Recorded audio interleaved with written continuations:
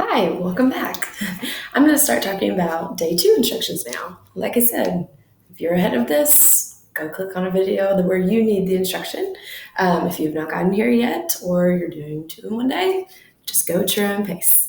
So I'm going to be talking about day 2, which on here is Tuesday. I know not everybody's going to be on the same schedule. But this is still week 1, day 2. Again, talking about our poem, so reading that all week long. This day you are going to highlight sight words. Using actual highlighters, always really fun. So behind the week 1, again, you've read this already. Maybe read it one more time and then go through, highlight all sight words. The kids should know which ones are our sight words. If not, you can flip through the sight word flashcards at the back and just say, okay, is this word in here? But they should kind of know which ones to highlight and which ones not to highlight. But you don't have to draw a picture today. That's saved for a later time. Like I said, if you want to, that's up to you. Next, by and word, still working with those. Again, using the word work choice board, and remember that is back here behind the sight word divider. So you are gonna have to repeat these activities, but I would do a different one than you did yesterday, just because, mix it up a little bit. With the 10, choosing 10 words, if you want to do 10 different words each day, there are plenty of words in there. There's also lots of color words and number words that we have not really talked about that much, that might be good. I'm gonna leave the 10 words up to you. So if you have picked 10 words this day and some of them were a little tricky and you need to practice those ones again, practice them again. If you did 10 words this day and flew through them, pick 10 different words. You could choose 10 different words each day, or you could work on the same 10 words all week, just depending on how you think things are going. If you think we need more practice, maybe do them on these days and then pick some different words here. It's up to you. I would stick with by and word all week though, since we do our 2 new words for an entire week.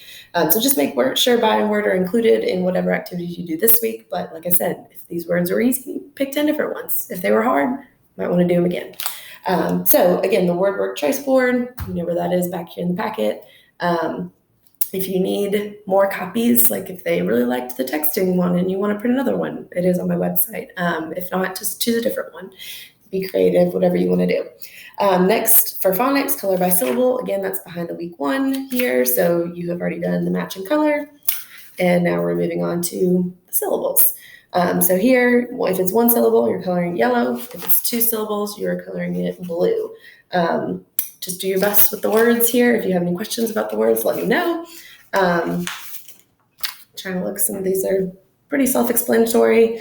So we have sock, cake, whistle, girl, bus, tie, fairy, teddy or bear. What do you think?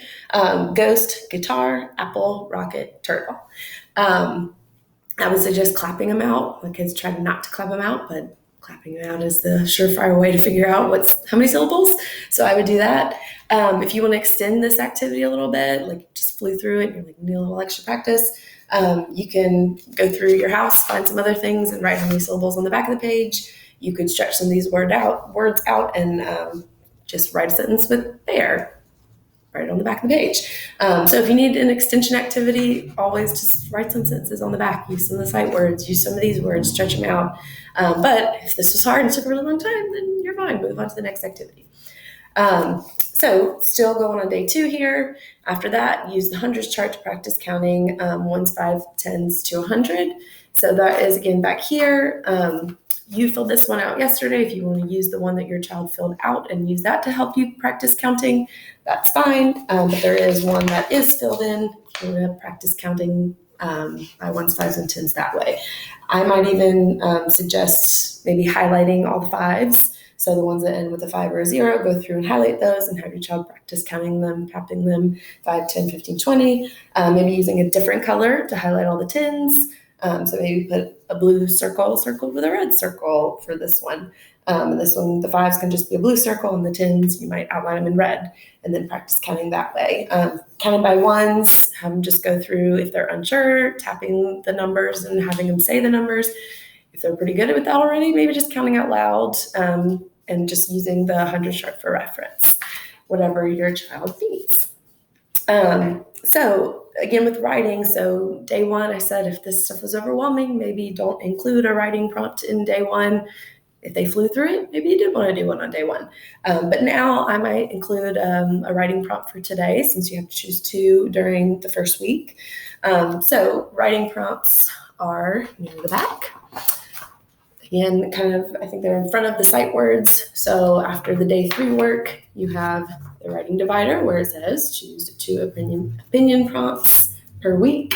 There is an example that kind of shows, it doesn't have to be quite that long, but just make sure the word that we talk about is because, and we spell it out B-E-C-A-U-S-E. And a lot of them might know how to spell that because we kind of sang it like 1,000 times. So talking about those opinion words, I think, I believe, I like, I do not like.